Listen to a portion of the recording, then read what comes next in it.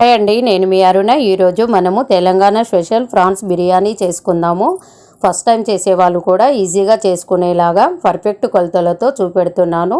వీడియోను ఎక్కడ స్కిప్ చేయకుండా లాస్ట్ ఎండ్ వరకు చూడండి. మీరే సూపర్గా బిర్యానీ చేసి ఇంట్లో వాళ్ళందరికీ ఇష్టంగా తినేలా వండి పెడతారండి. అంత బాగుంటుంది. దీనికి కావాల్సిన పదార్థాలు: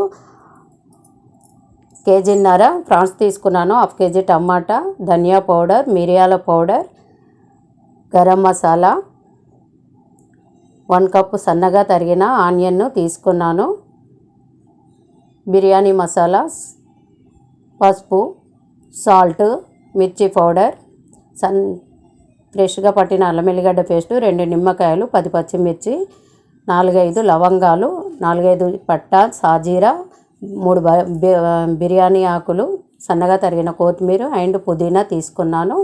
ఇప్పుడు రొయ్యలు తీసుకొని రొయ్యల్లో ఫ్రెష్గా పట్టిన అల్లం ఎల్లిగడ్డ పేస్ట్ మాత్రమే వేసుకోవాలి. స్టాక్ మాత్రమే వేయకూడదండి, టేస్ట్ అనేది బాగుండదు. ఇందులోనే 1 స్పూన్ సాల్ట్ కూడా వేసుకోవాలి. ఈ బిర్యానీ అంటే ఇష్టపడని వాళ్ళు ఎవ్వరూ ఉండరండి. పిల్లలతో సహా అందరూ ఇష్టంగా తింటారు. సండే వస్తే చేసి పెట్టండి. ఇందులోనే నేను 1 స్పూన్ మిర్చి powder, 1/2 spoon garam masala, 1/2 spoon మిరియాల పౌడర్, కొంచెము 1 స్పూన్ ధనియా పౌడర్ మొత్తము వేసుకొని మొత్తం మిక్స్ అయ్యేలాగా బాగా కలుపుకోవాలి. ఈ విధంగా ఇలా కలిపిన తర్వాత ఇందులోనే మనము 1/2 స్పూన్ పసుపు కూడా వేసుకొని అది కూడా మిక్స్ అయ్యేలాగా రొయ్యలకు పట్టేలాగా కలుపుకోవాలండి. ఇలా కలపడం వల్ల రొయ్యలకు అనేది మసాలా అనేది మంచిగా పడుతుంది. ఇలా కలిపిన రొయ్యలను మనము ఒక 1/2 అవర్ పాటు పక్కకు పెట్టుకొని మ్యాగ్నేట్ చేసుకుందామండి. ఈ విధంగా చేయడం వల్ల మసాలా అనేది చాలా బాగా పడుతుంది. ఇప్పుడు నేనైతే బాస్మతి రైస్ తీసుకున్నాను. దీని ప్లేస్లో మీరు మామూలు రైస్ కూడా తీసుకోవచ్చు. నేను 6 గ్లాసుల బాస్మతి రైస్ తీసుకున్నాను. మీ ఇంట్లో ఏదైనా కొలతకు ఉంటే దాంతో తీసుకోవచ్చండి. వాటిని శుభ్రంగా కడిగి 2-3 సార్లు పక్కకు పెట్టాను. ఇప్పుడు స్టవ్ మీద బిర్యానీ అండి పెట్టుకొని ఇందులోనే నేను ఒక 8 టేబుల్ స్పూన్ల ఆయిల్ తీసుకుంటున్నాను. నేను చేసే క్వాంటిటీ ఎక్కువ ఉంది కదండి బిర్యానీ అనేది, అందుకని రొయ్యలు కూడా ఎక్కువనే తీసుకున్నాను.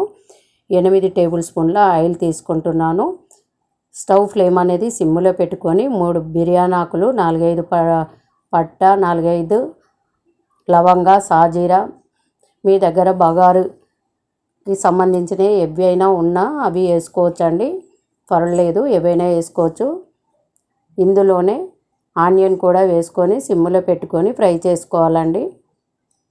హైలో పెడితే మాడితే అంత బాగోదు, బిర్యానీ అనేది మాడిపోతుంది, టేస్ట్ అనేది బాగుండదు. అందుకని సిమ్లోనే ఫ్రై చేయాలి.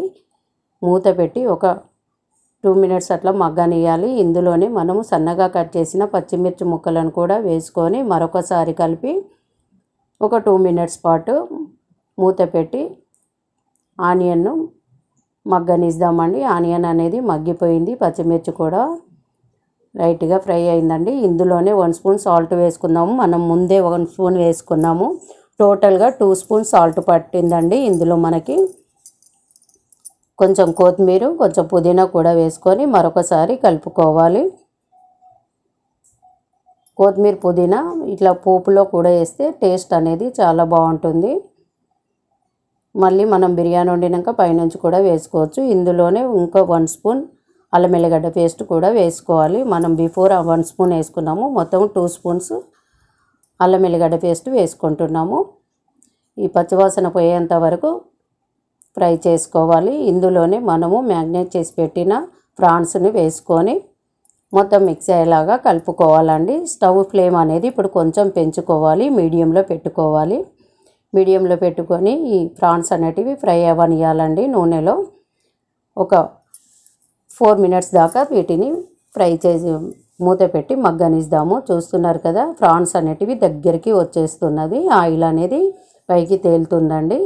ఈ విధంగా ఇలా కలుపుకున్న తర్వాత మనము ఇప్పుడు టమాటా పీసెస్ని కూడా ఇందులో వేసుకొని మరొకసారి కలుపుకొని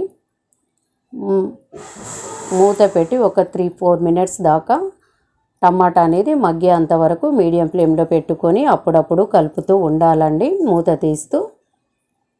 టమాటా అనేది మగ్గిపోయింది. ఇప్పుడు మనము ఇందులో మిర్చి పౌడర్ వేసుకుందామండి. టమాటా మగ్గిపోయింది, రొయ్యలు కూడా మంచిగా మగ్గినవండి, దగ్గరికి వచ్చేసింది. ఈ టైంలో మనం మిర్చి పౌడర్ వేసుకోవాలి 1 స్పూన్. ఇంతకుముందు మనం 1 స్పూన్ వేసుకున్నాము, ఆల్రెడీ ఒక 10 పచ్చిమిర్చి తీసుకున్నాము, 2 స్పూన్స్ కారం వేసుకున్నాము, మొత్తము టోటల్గా 3 స్పూన్స్ కారం పడిందండి ఇందులో. ఇలా మరొకసారి కలుపుకొని మళ్ళీ ఒక 2 మినిట్స్ దాకా మూత పెట్టి ఉడకనిద్దామండి రొయ్యలను అనేటిని. కన్సిస్టెన్సీ ఈ విధంగా ఉన్నప్పుడు రొయ్యలు అనేటివి పర్ఫెక్ట్గా ఉడికినవి. ఇప్పుడు ఈ టైంలో మనము గరం మసాలా, మిరియాల పౌడరు, గరం మసాలా 1/2 స్పూను, మిరియాల పౌడర్ 1/2 స్పూను, ధనియా పౌడర్ 1 స్పూను, ఇందులోనే బిర్యానీ మసాలా కూడా వేసుకొని మొత్తము మసాలాలు అనేటివి ప్రాన్స్కు పట్టేలాగా మరొకసారి కలుపుకొని పైనుంచి మనము రైస్ని వేసుకోవాలండి. ఈ రైస్ను నేను వాటర్ లేకుండా వడగట్టి పెట్టుకున్నానండి, జాలి గిన్నెలో పోసి వడగట్టుకున్నానండి. ఈ విధంగా రైస్ను పైనుంచి వేసుకొని స్టవ్ అనేది ఫ్లేమ్ అనేది మీడియంలో పెట్టుకొని ఈ విధంగా కలుపుకోవాలండి. మెల్లగా కలపాలి, బియ్యం అనేటివి విరగకుండా కలుపుకోవాలండి. ఈ ప్లేస్లో మీరు నార్మల్ రైస్ కూడా సేమ్ ప్రాసెస్లో చేసుకోవచ్చండి, పర్వాలేదు. నేనైతే బాస్మతి రైస్ చేస్తున్నానని ఇప్పుడు వీటికి రెండిటికి 3 చొప్పున నేను వాటర్ పోస్తున్నానండి. ఎందుకంటే నేను బియ్యం అనేటివి తడిపి పెట్టాను కనుక బిఫోరే, అందుకని 1 గ్లాస్ వాటర్ తగ్గించుకుంటున్నాను. టోటల్గా నేను 8 గ్లాసెస్ వాటర్ పోస్తున్నానండి. మొత్తం టోటల్ అయితే మీరు అప్పటికప్పుడు కడిగి వేసుకున్నట్టయితే 9 గ్లాస్ వాటర్ పోసుకోండి. రెండిటికి 3 చొప్పున పోసుకోండి. మీరు ఎన్ని గ్లాసుల బియ్యం తీసుకుంటారో వాటికి తగ్గట్టు వాటర్ వేసుకోండి. రెండిటికి 3 చొప్పున. నానినట్టయితే 1 గ్లాస్ వాటర్ తగ్గించండి, అంతేనండి. మూత పెట్టి మనము కొద్దిసేపు మగ్గనిద్దామండి. ఈ ప్రాన్స్ బిర్యానీ అంటే ఇష్టపడని వాళ్ళు ఎవ్వరూ ఉండరండి. సండే స్పెషల్ లాగా కానీ, పండగలు వచ్చినప్పుడు పిల్లలకు కానీ, ఇంట్లో బంధువులు వచ్చినప్పుడు ఇలా చేసి పెడితే చాలా ఇష్టంగా తింటారండి. అంతేనండి, బిర్యానీ అనేది రెడీ అయిపోతుందండి. ఇది కొంచెము వాటర్ ఉన్నప్పుడే పైనుంచి మనము కొత్తిమీర, పుదీనా ఇవి అన్నీ వేసి మూత పెట్టి బిర్యానీ అండిని దించి పక్కకు పెట్టుకోవాలి.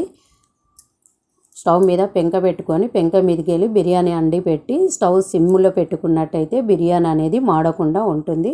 బిర్యానీ అనేది రెడీ అయిపోయిందండి.